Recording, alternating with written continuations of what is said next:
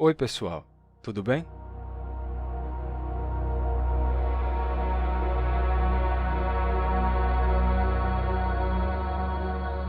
Hoje eu vou falar sobre um paralelo muito curioso que existe entre a biologia e a linguística. É algo realmente fascinante.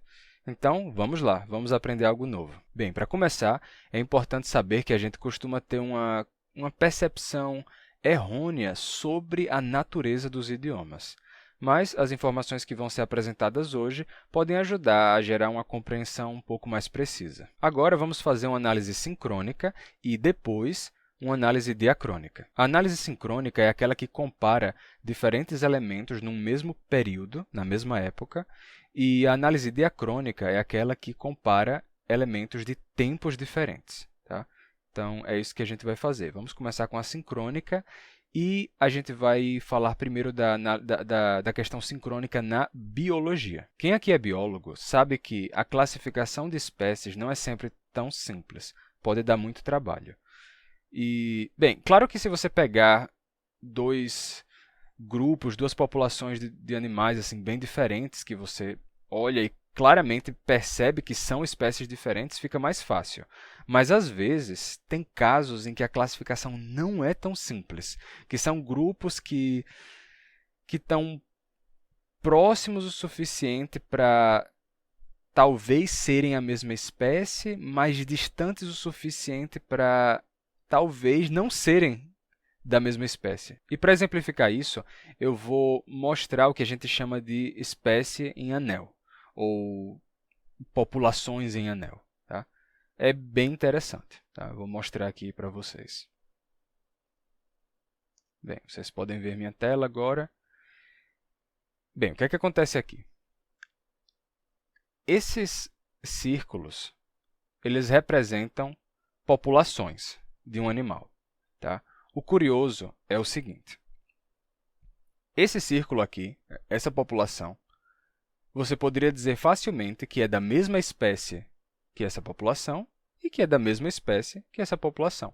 Vivem perto, se encontram bastante, até se reproduzem entre si. Então, nessa população tem vários indivíduos que são descendentes de indivíduos dessa população com indivíduos dessa e assim sucessivamente, essa com essa e essa com essa. Sempre uma população e a população vizinha, você pode dizer que são da mesma espécie sem nenhum problema.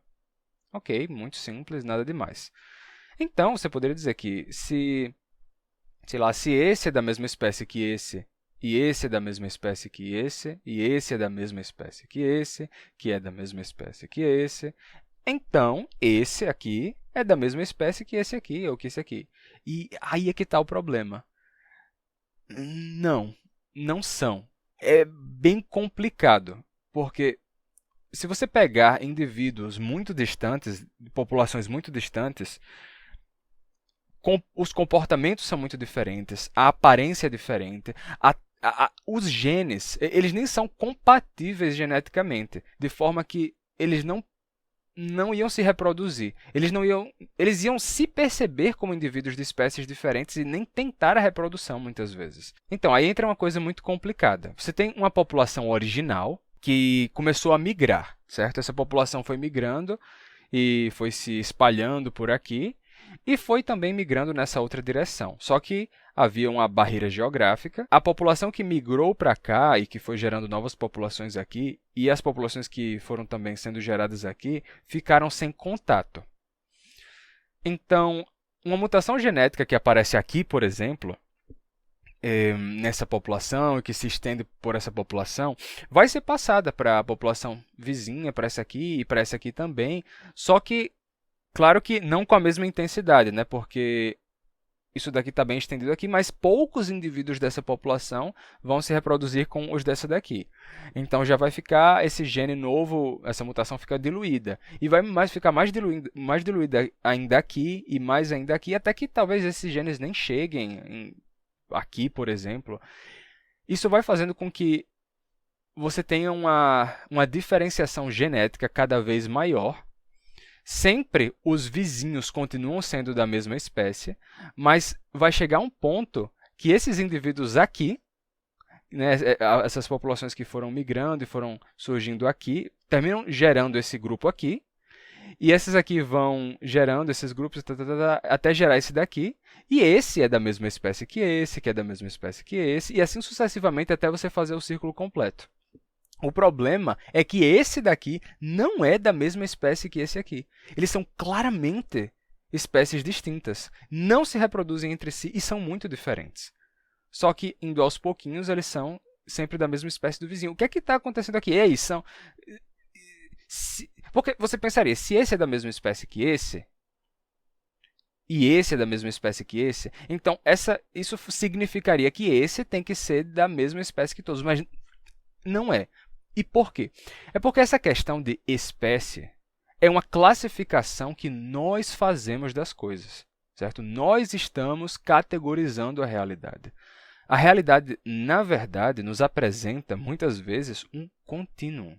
Tá? Você tem um contínuo de coisas e nós, como temos uma mente descontínua que precisa categorizar as coisas, porque a gente não lida bem com o fato de que é contínuo, na verdade.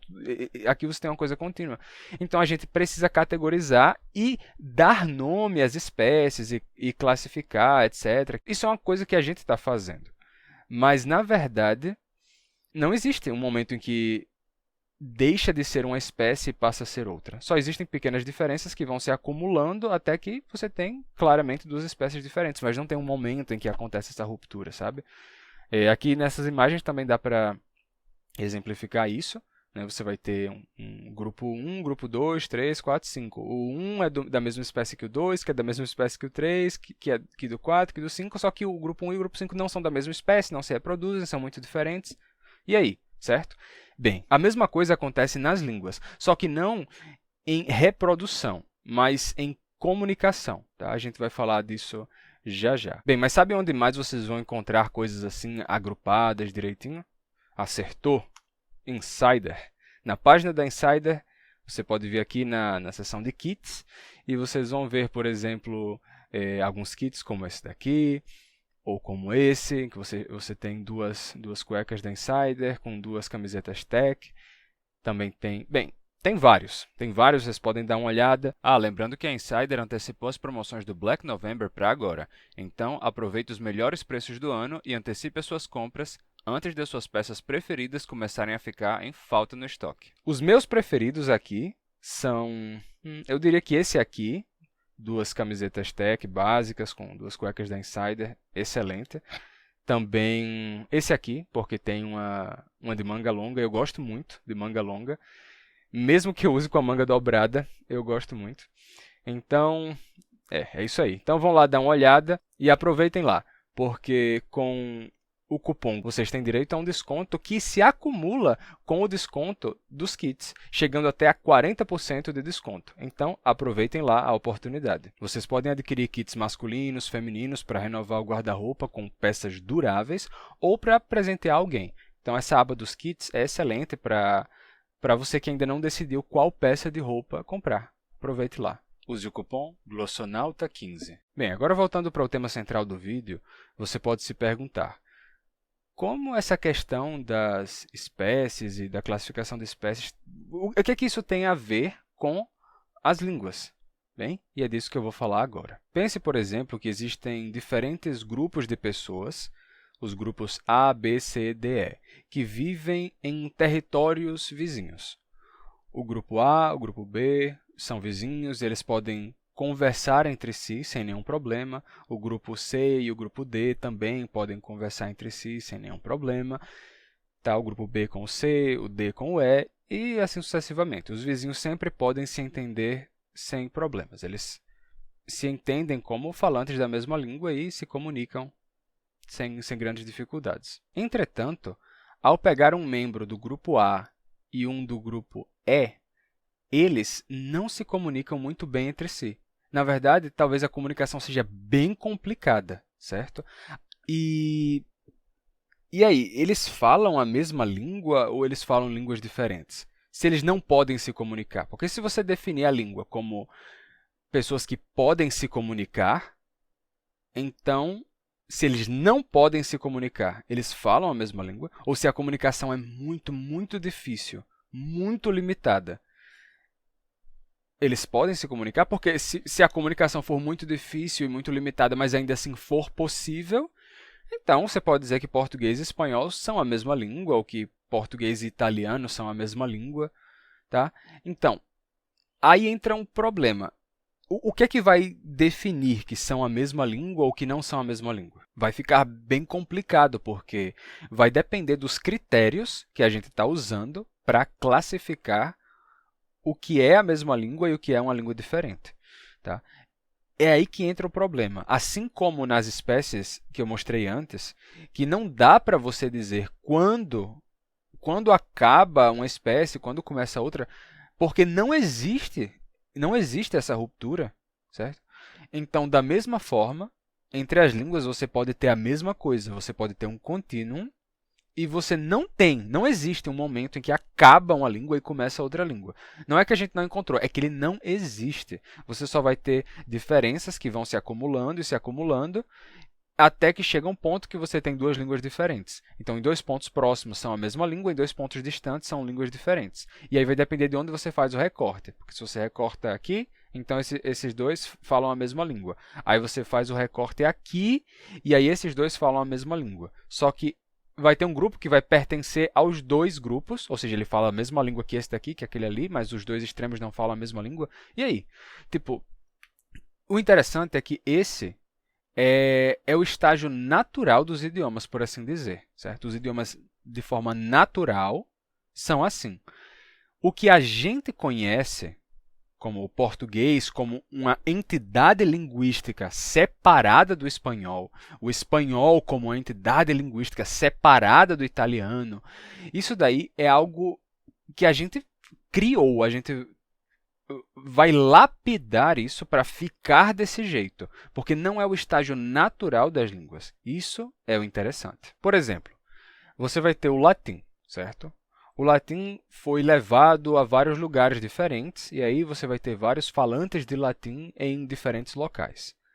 A gente tem registros de que, quando o latim foi levado a outros locais e foi imposto em outros locais, etc., que os falantes de latim de lugares diferentes podiam se comunicar. Então, um falante de latim da Península Ibérica e da Gália e da Península Itálica, eles podiam se comunicar entre si. Do norte da África, por exemplo. A gente também tem registros de falantes de latim do norte da África, de um local que ficou sem comunicação, assim, sem uma conexão direta com outros falantes de latim por bastante tempo. E aí, depois, quando falantes de latim chegaram lá de novo, eles registraram que ainda conseguiam conversar com eles, que eles ainda falavam latim. Ou seja, então a língua latina teve um momento em que em diferentes lugares, no norte da África, na Península Ibérica, na Gália, na Península Itálica, que você tinha uma coesão de falares, apesar das diferenças. Havia sotaques diferentes. E a gente sabe que havia, porque, por exemplo, Santo Agostinho, quando ele escreveu sobre... Ele mencionou algumas características do latim do norte da África, de onde ele era. Ele mencionou que as pessoas não diferenciavam as vogais longas das vogais breves, lá no norte da África, algo que sim era feito em outros lugares. Então, você tem até um exemplo de sotaques diferentes. E bem, então, você tem exemplos assim, que havia sotaques, etc. E o que aconteceu? Que, com o passar do tempo, os sotaques de cada lugar onde se falava o latim foram se intensificando. Então, onde hoje temos o território galego e o território português, a gente perdeu, por exemplo, o N intervocálico. Então, luna se tornou lua. Já onde hoje é Castela, onde surgiu o castelhano, na Espanha, eles perderam o F. Então, o antigo, sei lá, a antiga palavra facere, do latim, que nos deu fazer em português, se tornou hacer em espanhol. Não fazer, mas hacer. Ou a palavra ferro, que nos deu ferro em português, deu hierro em espanhol. Então, eles perderam isso. Já onde hoje você tem a Catalunha, eles começaram a palatalizar o L no começo das palavras. Então, eles não dizem lua nem luna, eles dizem lluna em catalão. Eles também perderam o som do N no final, e eles perderam o som de Z entre vogais. Então, uma palavra como razão, que em português é razão, em espanhol é razón, em catalão é raó, certo? Você vai ter essas mudanças que vão acontecer de formas diferentes. Essas mudanças vão se acumulando aos poucos. Então, houve um momento em que todos os falantes dos locais onde hoje se falam as diferentes línguas românicas podiam se entender entre si. Era como se tudo fosse a mesma espécie, certo? Tudo era ainda a mesma língua, sotaques da mesma língua. E aí, com o tempo, essas diferenças foram se acumulando, e como resultado, surgiram línguas diferentes. Só que o curioso é que sempre houve um contínuo, certo? Então, um falante de português, tipo, o que eu quero dizer aqui, você tinha um local onde se falava português, e aí você poderia ir para o povoado vizinho, e aí eles se entendiam. E aí você ia para o povoado vizinho, e eles se entendiam, e aí para o vizinho, e você já entra na Espanha, e aí você tem o vizinho, e aí você já vai estar lá na França, e sempre os vizinhos se entendem, certo? Não havia uma mudança brusca de português para espanhol, tá? Ou de espanhol para catalão, ou de catalão para occitano, ou de occitano para francês. Não havia essas mudanças bruscas. Simplesmente eram pequenas mudanças que iam se acumulando até que você saía de uma língua e entrava em outra sem perceber essa mudança. Era uma transição lenta e gradual. Você poderia ir saindo de Portugal e entrar na Espanha, né, sem perceber essa transição. E aí, a propósito, né, tem pessoas que até, eu acho que pensam de forma equivocada que o galego é uma transição do português para o espanhol, tá? Não, esse pensamento não poderia estar mais errado, não tem nada a ver, tá? Em muitos aspectos, o galego é diferente do espanhol e é o português que coincide com o espanhol, tá? Isso acontece. Então, só para dar um exemplo, se você for conjugar o verbo amar, sei lá, tu amaste, certo? Em português, tu amaste. Em espanhol, isso seria tu amaste, certo? E em galego, isso seria ti amaches, tá? Ti amaches. Nesse caso, o português coincide com o espanhol, tu amaste, tu amaste, e o galego é ti amaches. É uma coisa bem diferente, tá? Isso acontece bastante.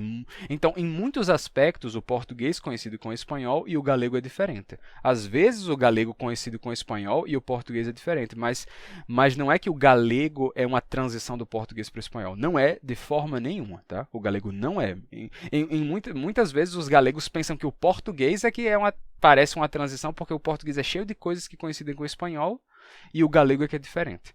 Então, não, é só uma percepção errônea, porque, bem, depois eu posso falar mais sobre isso quando eu fizer um vídeo especificamente sobre o galego. Bem, vou compartilhar minha tela para mostrar assim, visualmente o que aconteceu. Ó, imaginem que a gente tinha as línguas derivadas do latim assim, como você está vendo nessa imagem, certo? Não existia nenhum momento em que acabava uma língua e começava outra.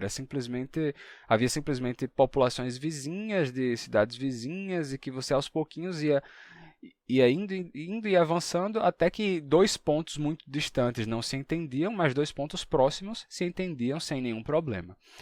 O que aconteceu é que, com a formação de estados nacionais e também com a consolidação de uma tradição literária, muitas vezes, mesmo sem um estado nacional necessariamente, o que acontece é que terminam escolhendo uma das variedades linguísticas. Por exemplo, imagina que você tem o território onde hoje é Portugal. E lá se falavam as variedades, tipo essa e essa. Aí, dentre essas aqui, dentre essas 5, né, que eu apontei, eles escolhem essa aqui, por exemplo. Às vezes, eles escolhem essa aqui, não é nem a central, é essa daqui. E começam a usar essa como base para a literatura. Essa se torna a forma de prestígio. Tá? E termina sendo depois adotada oficialmente, se torna a língua oficial, padrão, etc, etc. O que é que vai acontecer? Bem, vamos supor que isso daqui seja o espanhol, certo? Isso aqui é o espanhol. Então, você teria variedades de um proto-português, que seriam bem próximas do espanhol, e variedades mais distantes. Aí, como essa daqui foi escolhida como padrão, as pessoas que falavam, as pessoas desses locais aqui, gradualmente vão começar a mudar a forma de falar, elas vão ser corrigidas, elas vão estudar essa variedade aqui, elas vão começar a ir em direção, seus falares vão começar a ir em direção a isso aqui. E aí termina ficando bem mais parecido com isso aqui. Ainda vai haver sotaques diferentes, mas agora está bem mais uniformizado em torno disso aqui.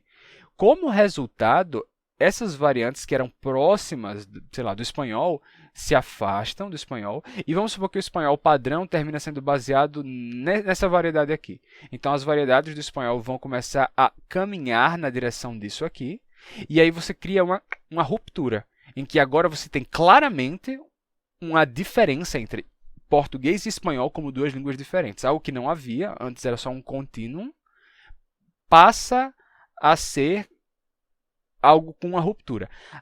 Ainda assim, curiosamente, ainda existem hoje, em locais pequenininhos, no interior, alguns povoados, falares de transição. Tá? Então, você pode sair de Portugal, aí você vai ali entra ali na fala dos 3 lugares, onde tipo, Valverde do Fresno, por ali, que fica na Espanha. Aí, dali, você vai mais um pouquinho, aí você vai entrar no dialeto extremenho, numa transição gradual, aí o extremenho vai se diluindo até se tornar castelhano, à medida que você vai se afastando ali, indo para locais assim mais centrais da Espanha. E aí você tem essa transição. Aí do castelhano você vai indo gradualmente, e você entra no aragonês, aí do aragonês você pode fazer uma transição em direção ao catalão, e aí do catalão uma transição em direção ao occitano, aí do occitano uma transição em direção ao arpitano, e aí do arpitano uma transição gradual até o francês, entende? Sempre você vai ter uma transição, um contínuo, só que de forma arbitrária, de forma, de certa forma, artificial, a gente terminou gerando bolhas linguísticas. E aí, separando os idiomas da forma que a gente conhece hoje, desfazendo esse contínuo que existia no passado, que ainda existe na verdade, mas hoje praticamente inexistente, é bem diluído, não tão mais evidente quanto já foi no passado. Bem, e com essa uniformização da língua que vai acontecendo, algumas variantes arcaicas vão se perdendo.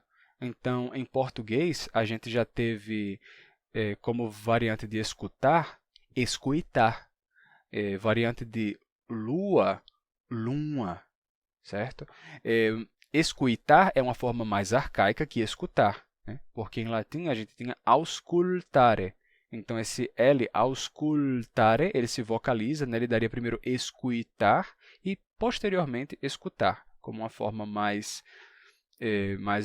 inovadora. Só que a forma escuitar, que é uma forma arcaica, ainda existe em alguns locais, assim, no interior do Nordeste, tem pessoas que dizem escuitar. Luma também é uma forma que já quase desapareceu, mas também tem no interior do Nordeste, entre pessoas de mais idade principalmente, mantendo a nasalidade da antiga palavra luna, certo? Essa forma luma também pode ser ouvida nos ancares leoneses, lá na Espanha, onde eles falam ainda uma variedade do galego-português bastante arcaica. Então, com a padronização da língua, a gente termina perdendo vários arcaísmos, porque a língua vai se uniformizando e esses arcaísmos vão desaparecendo. O interessante é que é impossível deter as mudanças na língua. Elas continuam acontecendo, mesmo com a língua padronizada. Então, por exemplo, no Brasil, a gente já com o português padrão existindo e tendo sido criado, a gente terminou mudando algumas coisas. A pronúncia, por exemplo, o L no final de sílaba, no Brasil praticamente todo agora se pronuncia como U. A gente não diz mais animal, e sim animal, certo? Isso é uma inovação. Outra é, na própria estrutura, o português brasileiro é mais analítico, ele se tornou bem analítico. Então, algo como eu quero dizer-lhe a verdade foi trocado por eu quero dizer a verdade a ele. Tá? Uma estrutura mais analítica, a ele, em vez de uma estrutura mais sintética, lhe. Tá? Os portugueses, mesma coisa, eles também não pararam de modificar a língua, não. Os portugueses passaram por uma redução vocálica, né? Então, por isso que na pronúncia portuguesa, uma palavra como português se pronuncia português. É uma redução vocálica, diferente da pronúncia que havia no passado, né? Eles reduziram as vogais átonas, principalmente. Então, na pronúncia portuguesa atual, se tem vogais bem reduzidas. Além disso, eles criaram elementos na estrutura como o uso não reflexivo do pronome si. Então, como a gente tem no tratamento da segunda pessoa tu e ti, né? Eu preciso de ti. Então, eles criaram, por analogia, eu preciso de si. Eu preciso de si. Em vez de dizer eu preciso de você, eles dizem eu preciso de si. Isso não existe na história da língua portuguesa. Isso não faz parte da história da nossa língua. Isso não aparece antes do século XIX. Mesmo no século XIX, eu acho que já não é um pouco raro, mas não aparece antes do século XIX. Não aparece em nenhuma língua românica. Tá? Isso é uma inovação. Os portugueses inventaram isso praticamente ontem na história da língua. Isso se estendeu completamente no português europeu. Isso faz parte da gramática padrão de Portugal atual. E essa estrutura soa agramatical aos ouvidos de um brasileiro. A primeira vez que eu ouvi isso, eu preciso de si, isso não fazia nenhum sentido, porque o si para mim é reflexivo. Se você disser, por exemplo, ela precisa de si, o que é que eu entendo? Que ela precisa de si mesma, ela precisa dela mesma. Mas os portugueses diriam ela precisa de si para dizer que ela precisa de você.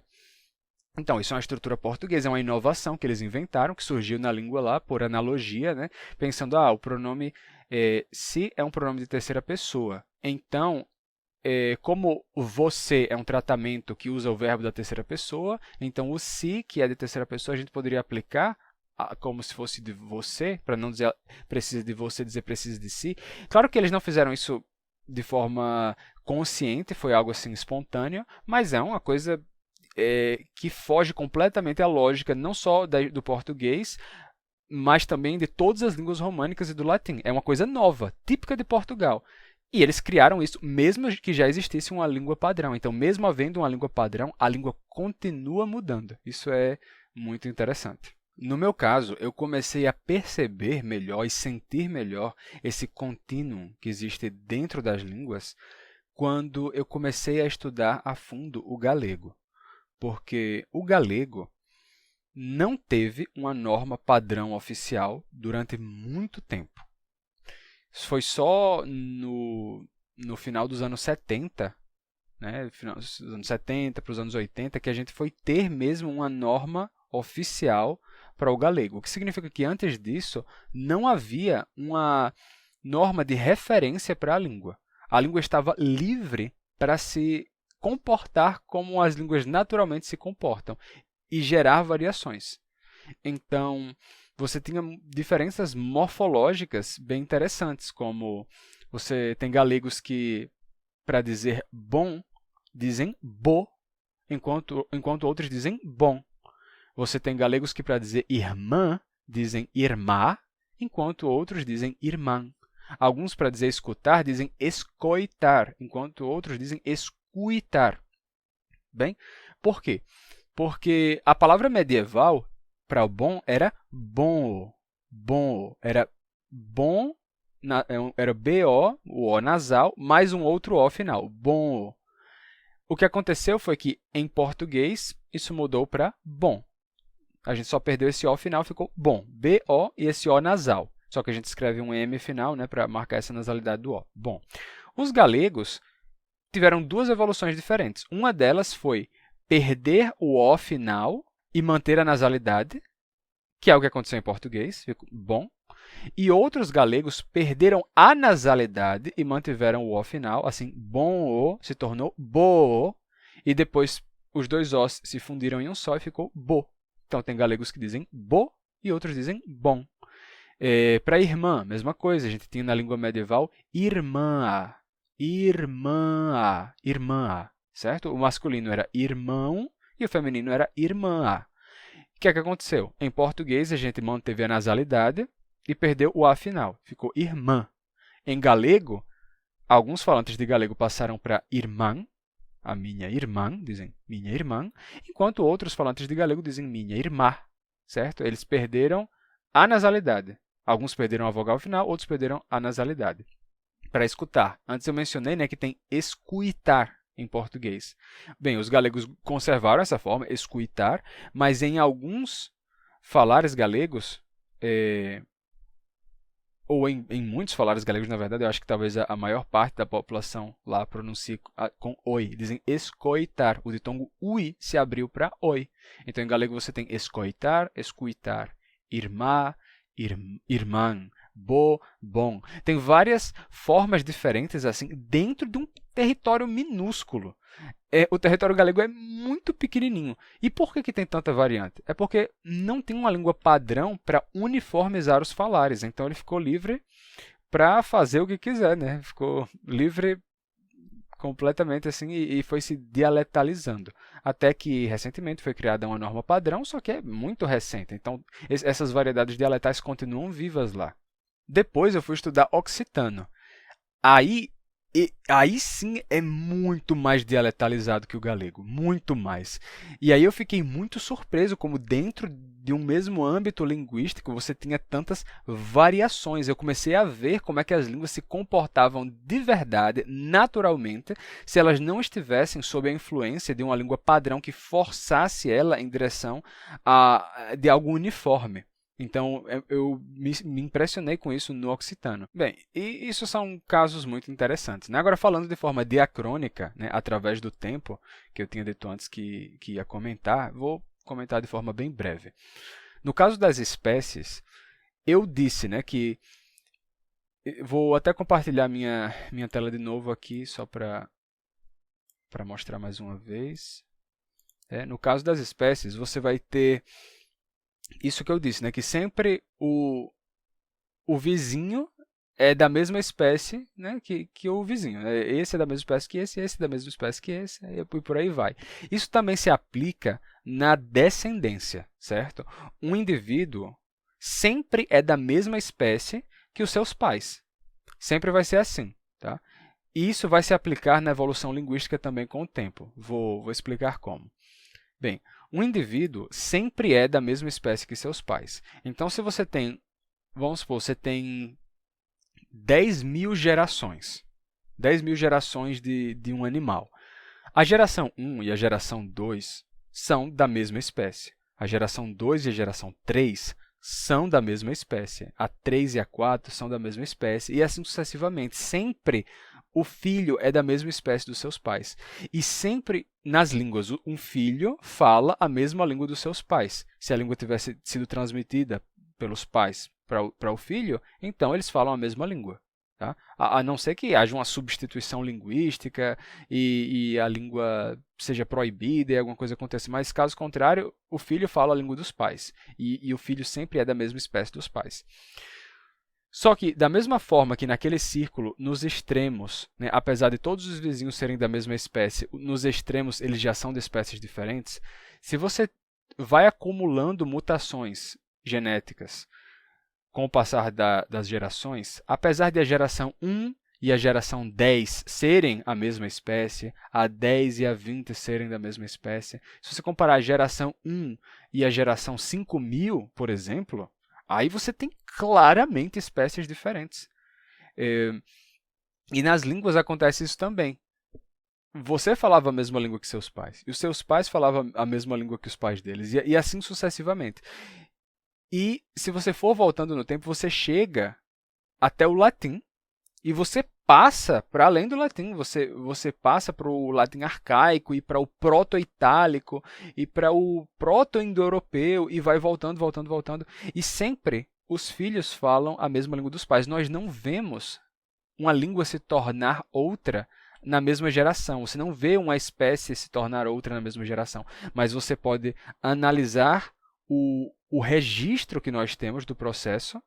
Você pode ver o que acontece no presente, comparar variedades do presente para fazer uma análise sincrônica, tanto na biologia quanto na linguística. E aí você pode também analisar os dados diacrônicos, e você vê o processo de surgimento de novas línguas, novas espécies, como as línguas vão se separando, e como a partir de uma mesma língua, você tem, com o passar do tempo, línguas diferentes se formando. Se você for voltando no tempo, o português e o espanhol eram cada vez mais parecidos, até que houve um ponto em que eles eram a mesma língua. Tá? Então, teve um momento em que, em espanhol, o S entre vogais tinha som de Z, como em português, era casa. Casa. Não caça, como é no espanhol atual. Houve uma época que o espanhol não tinha perdido o F ainda. E eles não diziam, por exemplo, hablar. Eles diziam fablar. Fablar. Como em português, falar. Bem mais parecido, né? Então, você percebe que, ao voltar cada vez mais, eram a mesma língua. E até que houve um momento em que não dá para você dizer exatamente quando foi, mas que já estavam diferentes o suficiente para você dizer que são línguas diferentes.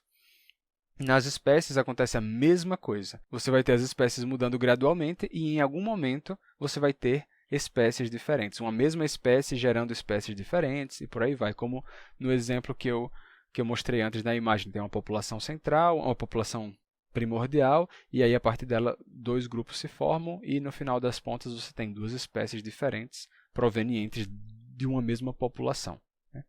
Isso daí é bem interessante e é um paralelo muito curioso que existe entre a biologia e a linguística. E uma coisa muito importante para mencionar, que eu vou voltar a mencionar em outros vídeos, é que essas mudanças que acontecem, tanto as mutações genéticas, como também as mudanças nas línguas, elas acontecem espontaneamente e elas não precisam de influências externas. Elas acontecem de forma completamente espontânea. Muita gente fica pensando, a língua mudou porque aquela outra língua influenciou, Não, normalmente não é por influência de nenhuma outra língua. As línguas sozinhas, elas mesmas, vão gerar variações e essas variações podem causar uma mudança na língua. Tá? Então, não precisa de influências externas. Assim como nas mudanças biológicas, as mutações genéticas acontecem de forma espontânea, e aí se a mutação for ruim para aquele grupo, os indivíduos com aquela mutação terminam desaparecendo, aquilo não é passado para frente, mas se a mutação for boa, aquilo se mantém no grupo. Então, nas línguas, se aparece alguma mudança, alguma variação, e as pessoas começam a repetir e falar daquele jeito, então aquilo termina pegando e se incorporando à língua. Caso contrário, alguém fala assim daquele jeito diferente, ninguém imita, ninguém pega aquilo, a mudança termina não se consolidando, né, e desaparece. Então, é bem parecido, é um processo bem semelhante. Bem, pessoal, é isso. Espero que tenham gostado dessa conversa de hoje e desse paralelo entre a biologia e a linguística. Não se esqueçam de se inscrever no canal, de deixar o seu gostei e de compartilhar o vídeo com outras pessoas que poderiam gostar. Até mais, pessoal, e a gente se vê no próximo vídeo.